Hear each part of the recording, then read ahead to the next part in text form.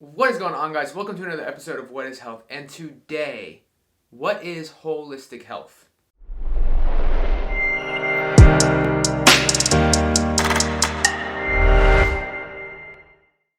Alright, guys, welcome to another episode. It's your boy Jay Shane, the Keto Road, Instagram below.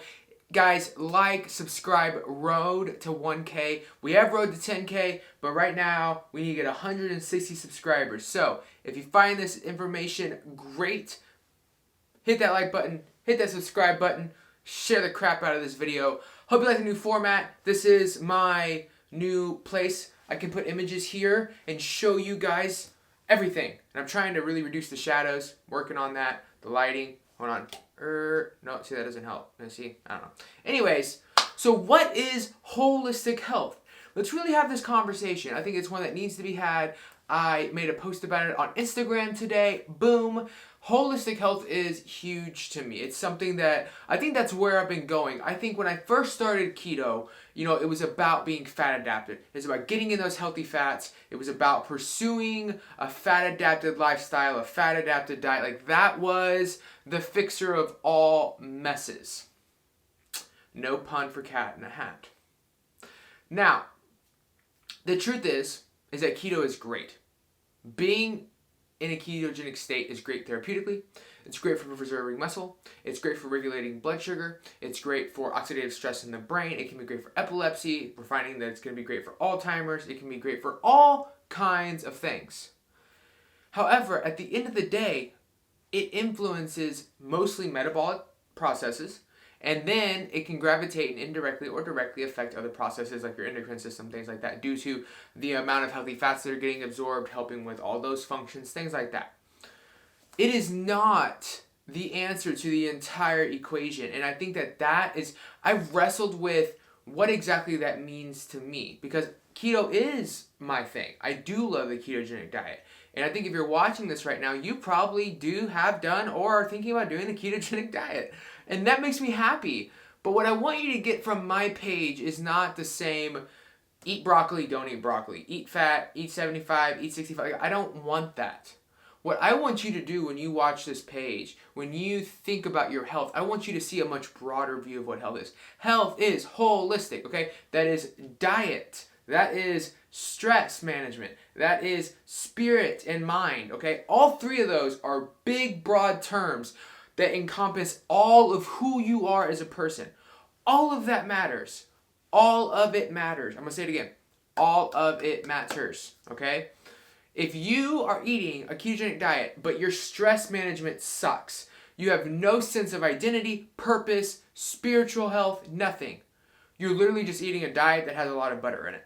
And while keto can facilitate an environment that can build those up, they are still things that need to be addressed, okay? And so holistic health is you looking at yourself as a whole being and going, is everything where I need it to be? My diet, let's address that first. Bad food doesn't really allow the other things to get handled well. You can try to manage your stress, but if you're having irregular adrenal process, if your blood sugar is all over the place, there's going to be issues. If your mind's everywhere and you have really uncontrollable energy surges and crashes, getting spiritually healthy is hard. So, diet always addressed first. I recommend a fat-based ketogenic diet, at least for a period of time. I think that for at least 6 months, you should do keto. Why? Because it allows your body to get efficient at something that it's lost, which is the ability to metabolize fats efficiently as a primary fuel source. Once you do it for about 6 months, if you want to include some more carbs, if you want to go more Paleolithic, whole food, fine. I'm totally fine with that. But you should at least introduce a ketogenic lifestyle for a period of time, and then maybe lower those fats as much as you need to be able to get in the right amount of proteins and carbs depending on what your goals are, hormones, and preferences for sustainability. I do not think fat should ever go below 60%. I think fats should be the bulk because I feel like once we go under 50%, we put ourselves in a position to not have enough fats for hormone creating and things like that. So I really do not think fat should go below 60. But if you're at 75 for 6 months and then you lower that 15% fat can make up for a lot of grams of carbs and protein. Trust me, you can get away with a lot at 60% fat. So don't think that you're going to be missing out on anything.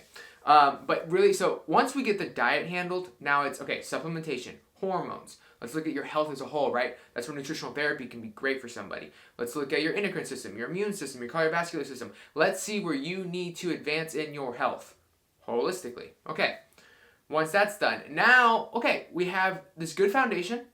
Let's focus on some stress life management. This could include meditation, devotion, walking, things that stimulate your parasympathetic nervous state, right? You have two. You have sympathetic and parasympathetic. Americans are notorious for living in a sympathetic state all the time.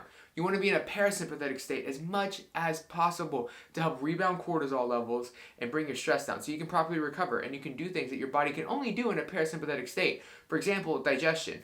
Too many people try to digest food when they're in a rush or stress, and I'm telling you, your body sucks at it. It's much better at producing gastric juices and proper nutrition breakdown and absorption when it's relaxed. So, stress life management. And then we have a healthy spirit and soul. Now, this is where I'm going to get a religious on you. I'm a big Christian. I truly believe that finding Jesus is the best way to find spiritual health. Wholeheartedly, 100%. I feel like everything else can make you feel good in moments, but he's the only thing that can give you eternal pleasure and contentment. That's my personal opinion.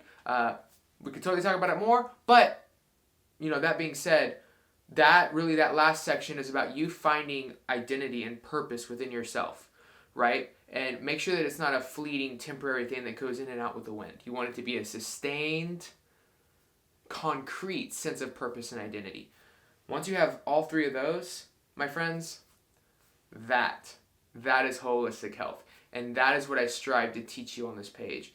And so I hope that you look at these, and as I'm talking, you start to think about, okay, what am I missing where? And then start to put the pieces of those puzzles together. Because it's really, really vital. It's vital that we know where we stand. Because here's the problem. You could have a really good diet, but your stress management might suck, and that's going to impede on your ability to actually be healthy. If you have type 2 diabetes, if you have extreme insulin resistance, and you're eating keto, but you're stressed out all the time, you're going to see more insulin resistance because cortisol is going to keep blood sugar slightly more elevated than you probably want. That's going to be an issue for you. So that's something to consider, okay? If everything else is good, if you don't have a lot of stress in your life, and you have a good diet, but you don't have an identity in yourself, you don't know who you are, you don't know your purpose in life, it is really easy to rebound. It is really easy. I know y'all know people, friends of mine, close friends of mine, that have had the same issue. If you talk to them, one reason that they gained all their weight back was because they didn't have an identity. When they lost all the weight, they didn't know who they were. And so it was really easy because understand that humans are designed to seek purpose and fulfillment. If you have an identity as an overweight human and you lose the weight and you do not develop an identity as a little human, you, just to have purpose and identity, will eventually try to go back to that big person unless you develop identity and purpose in that little person. Does that make sense? Light bulb starting to go off? So I want you to see that connection. You have got to develop identity and purpose for this to be sustainable, for all of this to work. And I know I'm wronging my hand and the words are over my hand. It's fine. But for all of this to work, you have to have an identity. You have to have a purpose. And when all three of these are put together, that's when you have holistic health. That is what I strive to give you guys. That is what I strive to do on this channel. And so I really, really hope and pray that the content on this channel, what I've been putting out and what I'm going to do going forward, helps you. I talk about my running a lot. I talk about my lifting a lot. I talk about my bulimia. I talk about my body dysmorphia. I don't just do all that just to talk, just so that you know my story. I mean, I love being vulnerable because I know it encourages others to be vulnerable. But I know at the end of the day that all those things will help you guys check those sections of your life.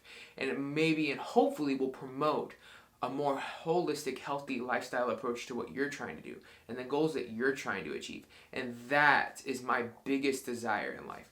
150,000%. I want you guys to walk away from my content growing holistically, broadly, and knowing who you are. Again, a lot of people come to this channel, other channels that do keto, to find out more about keto. My hope is that my content helps you find yourself. And so, yeah. All right, guys, please share, like, subscribe. I love you all. Have a great, great freaking day. I love you guys.